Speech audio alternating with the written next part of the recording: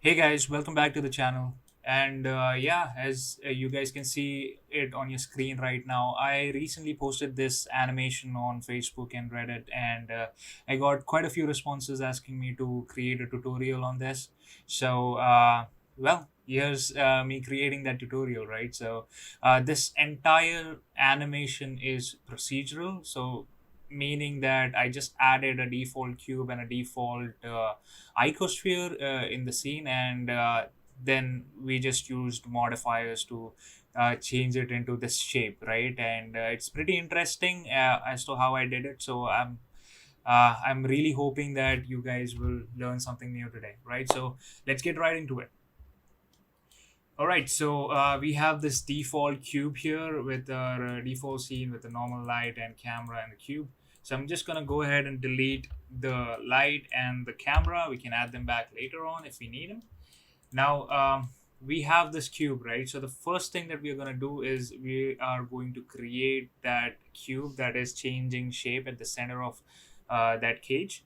So in order to do that, you go to your modifier properties, click on add modifier, and click on bevel modifier, right? So as soon as we do that, you can see that it's already uh, has that function of changing shape, right? But it's not changing it into the one that we want.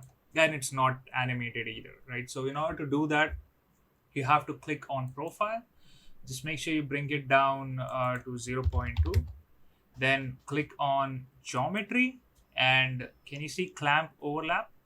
Just uncheck that, right? So that's really necessary, and we're going to increase the segments to 2. Okay, so we have got our basic setup now, and if you can see that if I change the amount, now it's letting me create that interesting shape that I was getting before, right? So yeah, that's oops, it went way too high.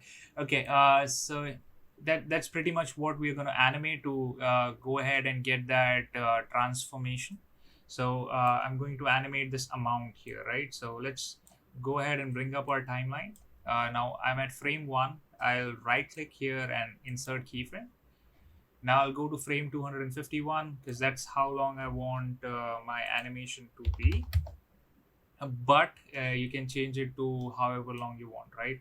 Actually, I won't go to 251. I'll go to 180 because the way I want the animation to be is that it goes ahead and changes the shape into this structure and then goes back to its original form, right? So um, before we even do that, let's reduce the size of this cube because when I was initially trying it, the structure just became so big that it was the camera was not able to capture it, right? So I want to end up in a situation like that, so I'm going to reduce its size to about zero point 0.5 meters, and let's just keep it a little bit above the access point, right? So uh, now that we have that, let's go ahead and check as to which point we are getting the desired shape, right? So I'm getting it somewhere around, oh, sorry.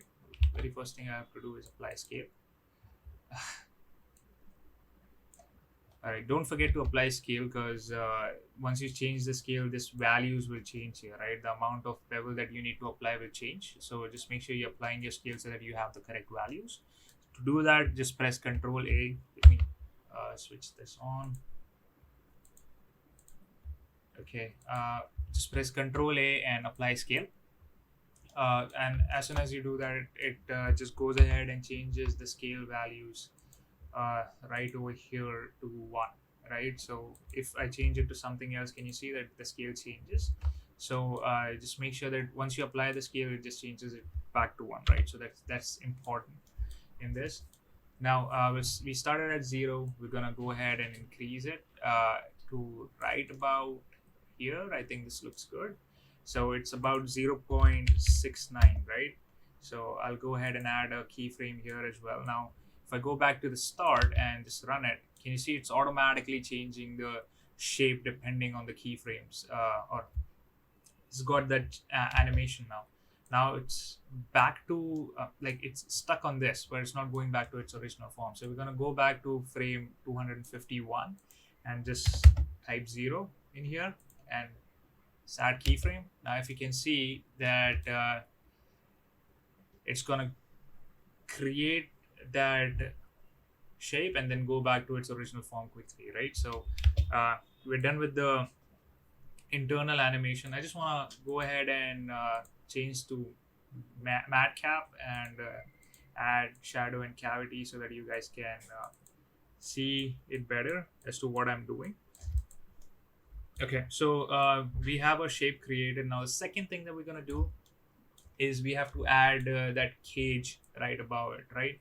uh, Actually you can play with the segments as well, so if you increase it you get a different result, and you can also play with this will also give you a different result, right? So you can work or you can even animate these values, but I would not, because the things will be happening so fast that adding more details just doesn't make sense, right? So um, just you can manipulate the shape in profile and the segments in here, and yeah, you can get multiple results with those. Now moving on, the next thing that we're going to create is the cage right around it, right? So for that we're going to go ahead and add an icosphere over here, and in this icosphere settings for the subdivisions I'm going to reduce it to 1. Now I got this interesting looking shape. I'll just move it up a little bit just to make sure that the cube that I created before this is right in the center. Now we'll go ahead and add another modifier here that is actually going to give us that cage. That is the wireframe modifier, right? So as soon as I do that, can you see that it's already taking shape for of a cage here? So but it's pretty thin, so we gotta go ahead and increase the size to right about this. I think it looks good. I'm just gonna increase the size of the icosphere just to make sure that I'm not like both the cubes are not, cube and the icosphere are not colliding with each other, right? So we just want to make sure that that's not the case. Now go ahead and apply scale, control A scale. Now there are two things that we can do here. So as you can see, there were two different animations at the start. One where it had nothing in between like this, and the other one where it has that glass effect in the center, right? So I'm going to show you how to achieve both of those, and the only difference between those is that, can you see this option replace original? If you uncheck that, it keeps the original cube in there as well as uh, what do you say, the wireframe around it. But if you check that, it will go ahead and replace the wireframe, replace the original icosphere with the wireframe, right? So that's the whole difference behind between both of these.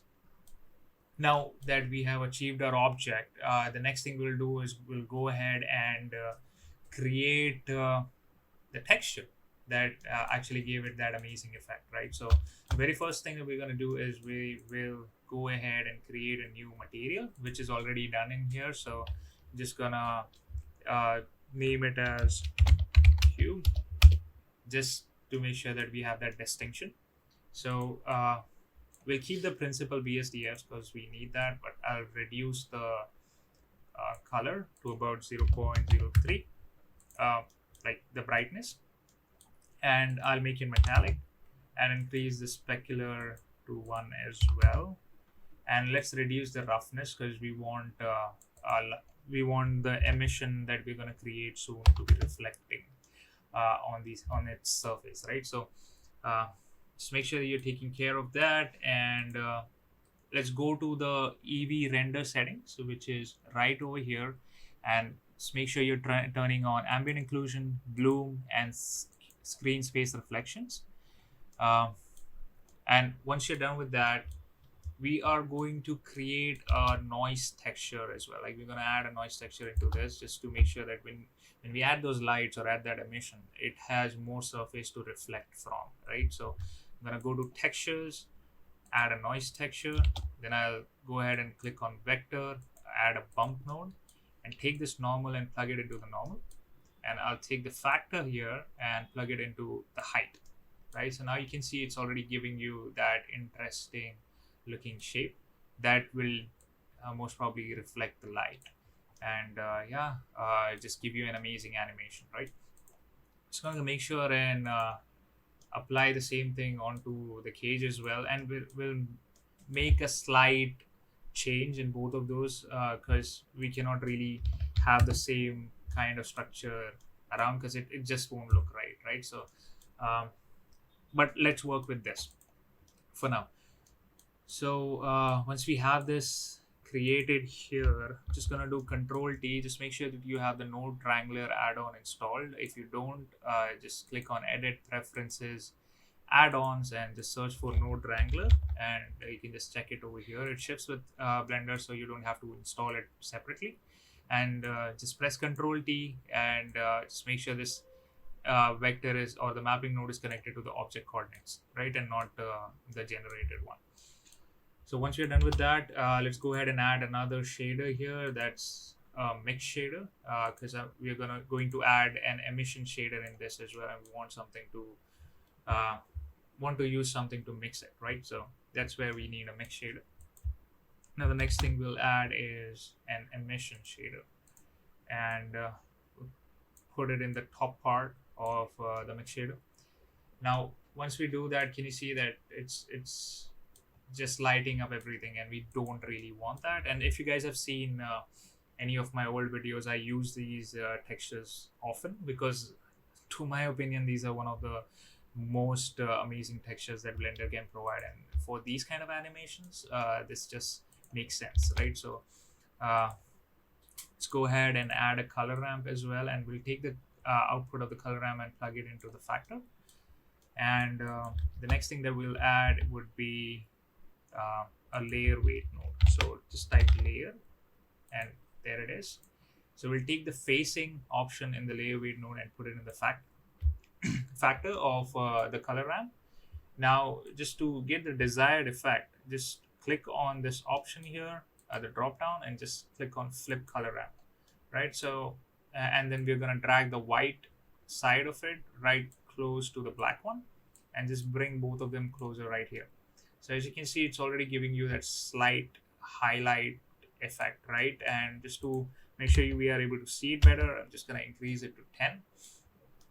Yeah, so now we have that effect now, but it's quite plain, right? And it's just highlighting the entire line at once, which just doesn't look right. So to add some noise to it, we're going to go ahead and add a noise texture, and then we'll take the factor and add it to the blend option of the layer weight. And as soon as we do that, as you can see, it's already adding some noise, and it's not just a straight line anymore. You can increase or reduce the noise texture depending on how you like it. I'm gonna go ahead and reduce the roughness to about 0.2 and increase the distortion a bit, because that just gives it a very good look here, right? And scale looks okay, so I'm not gonna touch that. Now the next thing I want to do is I want to, it's just plain white, and that's just not great. So let's go ahead and add another color ramp over here, and take the color output and plug it into the color of the emission shader.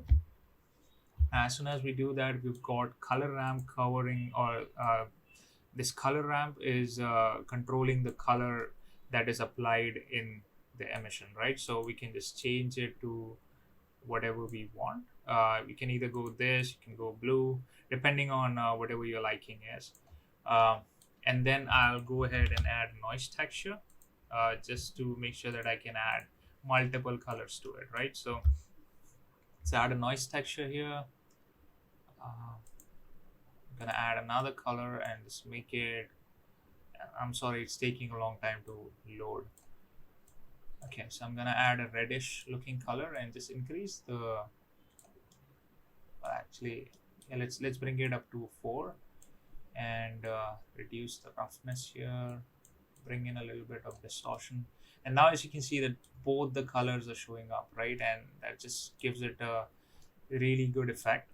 But it's okay, there's one thing that we forgot to do, and let's do that right now, is that this cage is way too straight, right? The edges are way too sharp, and I don't really like that. So I'm gonna go ahead and add a bevel modifier over here as well, and just to make sure that we're giving it that slight bevel to reflect some light and just look a little bit more interesting, right? So yeah, once we are done with that, we can also just make sure, just press Control T and make sure it's coming from the object coordinates and not the generated ones, right? So yeah, I guess we are pretty much done as far as the texturing goes for this object. So now we can just simply animate that. Now I also have to show you how to create the glass shader, so don't go anywhere. Just hang on a bit. I'll show you once we are done with creating the animation. So let's go ahead and add a keyframe onto this cage or the icosphere. So we'll right click, we'll go to the object data properties, object properties, and just right click on the rotation and insert keyframe. Let's go to 251 and it's at 360 everywhere, right? So just give it a uniform rotation. As you can see, it's already going ahead and creating that effect for us, which was there in the original animation. So the only thing that is not happening here is that it's not rotating. So I'm gonna go ahead and add that same thing, 360, start with 0 at frame 1 and insert keyframes. Then go ahead and go to frame 251 and let's type 360 for now. So yeah, it's gonna go ahead and rotate itself into that and then go back quickly. Actually, let's increase this to 720 and just to, like, it's rotating really slow when it goes back, and I want it to be a little bit faster. So that's why I did that. Now let's see if we're getting that effect. Yep. Okay, awesome. So we are pretty much done. Now the next thing that we're going to do, again, this is optional. It totally depends on if you guys want that glass texture on this or not. If you want the glass texture, please hang on. So the only thing that we got to do, like I said earlier, right, you go back to the cage, you uncheck the replace original, and now you get this option here, right? So in order to work with it, I'm going to go ahead and hit this plus sign here, right? And just add this cube one onto the second section, and the first one will go ahead and create a glass texture. So how this works is that when you add a wireframe modifier, can you see this material offset here? Now if it's at 0, it's gonna use the same material that is there for the original object, which is this first one, right? But if you change it to 1, it will use the second material that's in this slot for that object, and the original object can have a separate material altogether. So that's the beauty of using the wireframe modifier. And yeah, all you got to do is just change this to 1 and you get your material applied to your cage. Now the next thing we'll do is we'll create a glass texture for this center, right? So that we can see the cube that's inside, which we spent so long to create. So let's click on new and let's name it glass. Okay, so now as you can you see this principal BSDF here? You can just simply change it to glass BSDF. Now as soon as you do that, there is a glass texture that is applied over here, right? So, but you really can't see anything. And that's because there are few changes that you need to do in your material settings to be able to see things in Eevee, right? So if you go to cycles as a render engine, and if you look at it over here, you can see the glass is already reflecting stuff, but that doesn't happen in Eevee. To go ahead and get that transparency in Eevee, there are a few settings you need to enable, and that is, can you see this settings option here in your material properties? Over here, the blend mode, you need to change it to alpha blend and change the shadow mode to alpha hashed. Now screen space refractions is something that you need to check and translucency as well. Let's just check it anyways. Not sure if we need that though. And then you go back to your render settings, and in the screen space reflections there is an option for refraction. You got to check that as well. And as soon as you do that, can you see it became transparent? Uh, it's not showing everything though, because there is a lot of roughness in here. So as soon as you reduce the roughness, you see now you can see the object that's behind it. So you can either bring the roughness all the way down, and if you change the IRO to 0.9, we'll just go ahead and give you the entire object and you can see it clearly, right? So yeah, that's how you create a glass texture. But what I did in this is that just to give the glass a little bit more structure to it, I went back and I added a noise texture here, and I added it into the normal output or the normal input of it, right? But just make sure that you have a bump node in between, and just plug the factor into the height, and yeah, you can control the amount of noise that you want to put in there, because a plain glass just doesn't look right. And why do you even want a plain glass? It's just as good as having a transparent object there, right? So just to give it a little bit more detail, you can just simply add a noise texture. You can use roughness or distortion just to make it a little bit more interesting. And yeah, it just gives you that amazing effect, right? But yeah, I guess that's about it on how I created this object. I created a little bit of its like world setting as well, just to make it look like it's the power core of some interesting machine. Like for example, all I did, and again, you guys can hang out if you want to, is just has nothing to do with what I set out to do on this video. That's pretty much done. In this, what I'm basically going to show you is that how I'll create the environment, right? And it's just few basic steps. All you got to do is just add a cylinder. I will scale it on let me do it here so that you guys can see what I'm doing. So I scaled it on the Z axis just to make it flat. Now let's make sure that I'll just go ahead and move this above the axis. Okay, and move this a little bit higher, just so that when I add more details, it doesn't really collide with it, right? So now this is done. So I'll do Control A, apply scale, hop into the edit mode, go to the face select mode, select the top face and hit I for inset, and bring it all the way close to the cube. Now I can just go ahead and press E for extrude. Yep. Let's bring it a little bit more. Actually, it's way too high.